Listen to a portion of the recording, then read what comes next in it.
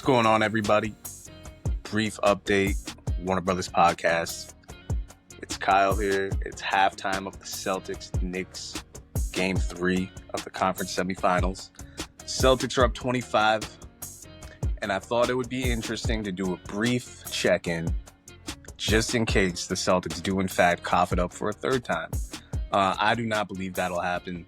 Celtics seem to be firing on all cylinders. Knicks just need a little more from their team overall. I don't believe this is a case of, this is really what should have been happening.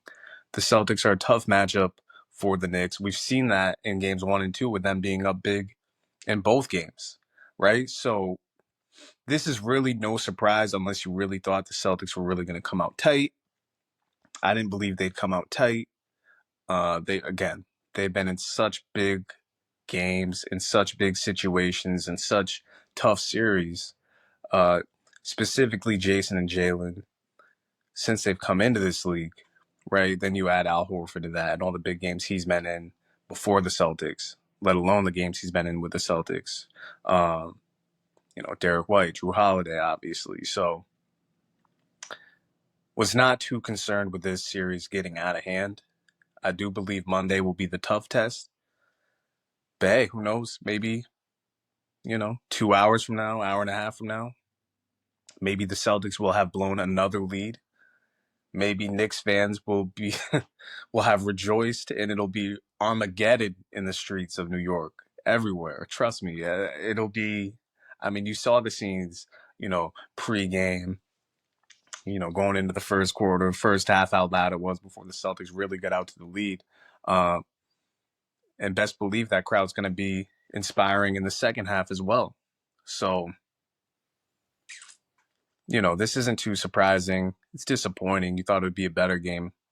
But we also know in today's NBA, a 25-point lead is more akin to a 15 to 18-point lead than a true 25-point lead, at least to the years of the past in the NBA. So, but moving on to last night's game, if you want to call it a classic, you call it a classic. It was an ugly classic is what I would call it. As you heard me say on previous reactions here, the series starts in Game 3 to me, right? The series does not start when whoever's got home court gives up home court by losing. No, to me, the series starts in Game 3 because you're either defying the odds, right? Like the Celtics right now, they're going against the odds. If you're up 2-0, you're stepping on the throat. Like the Cavs last night too, defying the odds. They got to come back, right? You're either defying the odds or you're either stepping on the opponent's throat. Or in the case of Thunder Nuggets, you're 1-1, you're moving home court, you're seeing who takes control of the series. And in this case, obviously, we know it's the Denver Nuggets. And one of the ugliest wins you'll ever see, man. That was a complete team win. Jokic played about as bad of a game as I've ever seen him play. Terrible game. I got a gray hair sticking out of my beard, and it's annoying the fuck out of me. If y'all see that, have a good laugh. But Jokic played about it as an ugly game as I've ever seen. Just a bad offensive game in general. I think he had 8 turnovers, if not more. Missed every 3 he took. And for the first time, honestly, I've said this to Keenan and to others on the podcast, Jokic is one of these players who every time he takes a shot, shoots it with such conviction and with such soft touch. I believe every shot he takes is going in. And last night, it just seemed like everything that came off his fingertips was going to be off. It didn't seem like he had much confidence in any shot going in, and I certainly did not have any confidence in his shot going in. Jamal Murray played a fantastic game. Michael Porter Jr. and Aaron Gordon played fantastic games. Peyton Watson gave him solid minutes off the bench. Westbrook had some disruptive defense off the bench.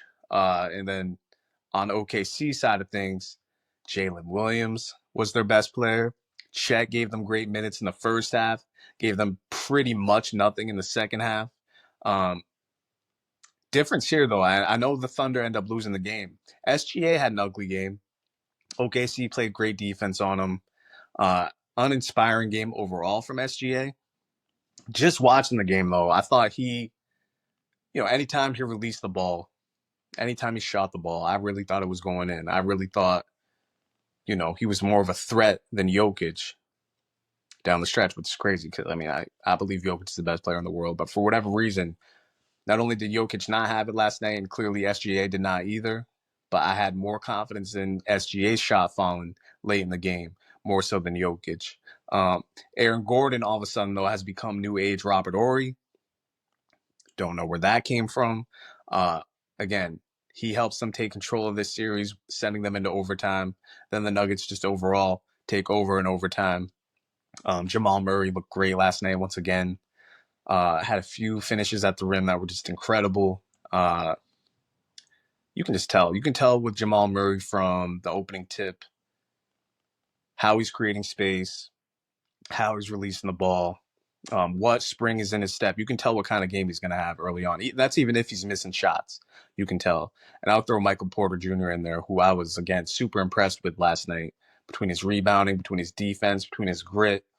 If this was the regular season, I don't even think he would be playing. I think he'd be out for weeks with the type of injury he's had. Might even see him get surgery over in the offseason and, maybe miss some time into the next season's regular season. Who knows? Overall, don't even know what to make of Denver's situation, given this is a new coach. It feels like all this could have happened with Michael Malone, who I still believe is, you put him on a team right now, he's a top 8 coach in the league, at least, right? You could probably argue top 5. I would say for sure top 8. So I don't know what to make of it with David Adelman as their new head coach. It doesn't seem like he's doing much different than what Michael Malone was doing. He employed a zone last night that gave OKC some problems, but this whole thing perplexes me. And the fact that OKC coughed up game 1, did not play, they outplayed Denver for most of that game, end up losing. They obviously blow out Denver in game 2. And then game 3, Jokic plays as bad of a game as you'll ever see. He's not going to have, I can guarantee you he's not going to have 2 more games like that this postseason, maybe 1 more, at the most 1 more, right? He will not have 2 more games like that this postseason. And Denver walks away with a win. Now they're up 2-1. And now OKC tomorrow at 3:30 is going to be fighting for their playoff lives. I believe OKC wins.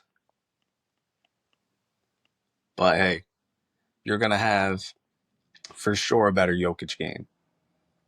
And, Jamal Murray's been looking good. Aaron Gordon's been playing his ass off all postseason. He's probably been their second best player. Westbrook's been giving him phenomenal minutes, I believe. And if you get Peyton Watson playing that consistently, if you can get a solid 7 out of Denver, you're not just going to go in there and blow them out tomorrow like you did at home. I think you're going to get more of an inspired effort from Denver in game 4 than you did game 2. So it's going to be a tough game. We're going to find out what OKC is made of tomorrow in the early game. Likewise with Cleveland. We saw Donovan Mitchell. Donovan Mitchell's looked like goddamn Dwayne Wade mixed with MJ these first 3 games with the scoring output he's had. So, Tyrese Halliburton, he put up 4 and 5. You don't hear much about it the way you would about Jason Tatum, among other players. I find that interesting. But hey, I almost expect, I think there's a good chance Indiana comes back 3-1 going to Cleveland for game 5. I think there's a good chance it comes back 3-1. I'm not saying I expect that. That's not necessarily my prediction, but I do think tomorrow's a 50-50 game. Cleveland's obviously going to be hungry. Cleveland's probably slightly more talented with the size they can present in the front court.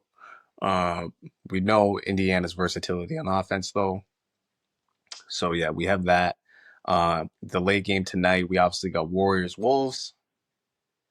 Anthony Edwards is going to be hampered, right? Golden State, man, I think Steve Kerr is going to go for broke tonight.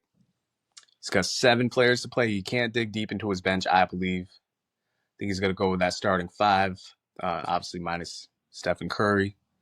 But it's got to be, Jimmy, Draymond, Kuminga, a trio at the center. I think you play a little bit of Quentin Post, Kevon Looney, Um, Trace Jackson Davis. I think you play a trio of those, see who's really got it going, and go for broke, man. The way Denver did last night, the way JJ Redick did in the first round against the Wolves, only playing 5 players in the second half. I know this team's older, but you really got to go with like Pods, Jimmy, Draymond, those 3 centers. See the mix of it. Kuminga. I'm forgetting someone here, but I mean that's really the mix you got to go with, and go with it strong. Trust Draymond to stay out of foul trouble. Trust Draymond to like be damn near Magic Johnson tonight, right? Or games if he's still got it in him, Game 7 against Cleveland, Draymond. That's what you're gonna need, and you're gonna need Miami Heat, Jimmy Butler, if you want any sort of chance in this series, because tonight's the game. I believe if they lose tonight, the series is over. You might as well shelve Steph, keep him healthy for next season. But if you win tonight, you can talk yourself into a chance of Steph possibly returning in this series. And I said myself, I do think he will come back for Game 4, which would be Monday. Man, that seems quick after the hamstring injury. And they said that he'd be reevaluated in a week. Monday would make 6 days. I don't know. They really got to make a decision there. And I guess it would depend on how well you think your chances go tonight. Even if you lose close, do you try to bring him back for Monday? Try to go for broke on Monday, maybe, back in Minnesota. Or sorry, actually, this would be at home again, but go for broke again, try to make it 2-2. I don't know. They're in an extremely tough situation. The only thing that helps is Anthony Edwards having this possible high ankle sprain. If it's a high ankle sprain, they're going to have a chance. Minnesota's going to still present some challenges defensively with their physicality. But if Ant is hampered at all, and Gold State can amp up their physicality a bit and just make it just a friggin' rock fight between the two squads, they'll have a chance. You can't count them out with their championship pedigree. Steve Kerr is their head coach. His rotations actually had a reaction to their game the other night on Thursday that did not get posted. I was talking about how Steve Kerr's rotations perplex me.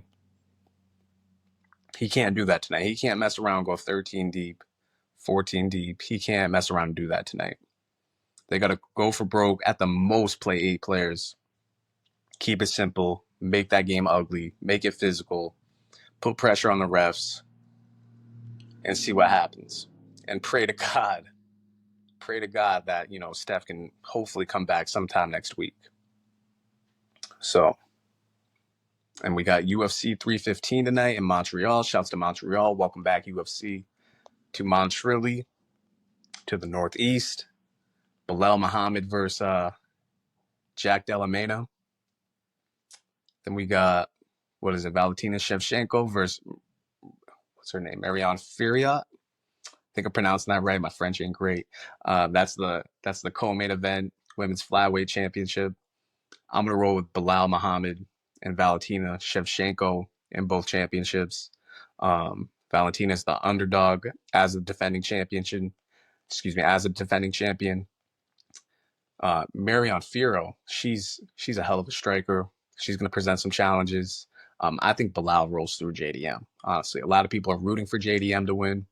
I think Bilal rolls through him, and then it's going to set up a wild summer, a wild turn of events between the lightweight division, the welterweight division, possibly even the middleweight division with what we've got. But I think we're in store for some amazing fights from here to the end of the year, honestly, in the UFC, on both the women's side of things and the male side of things. So I think we're going to be blessed with some great fights here.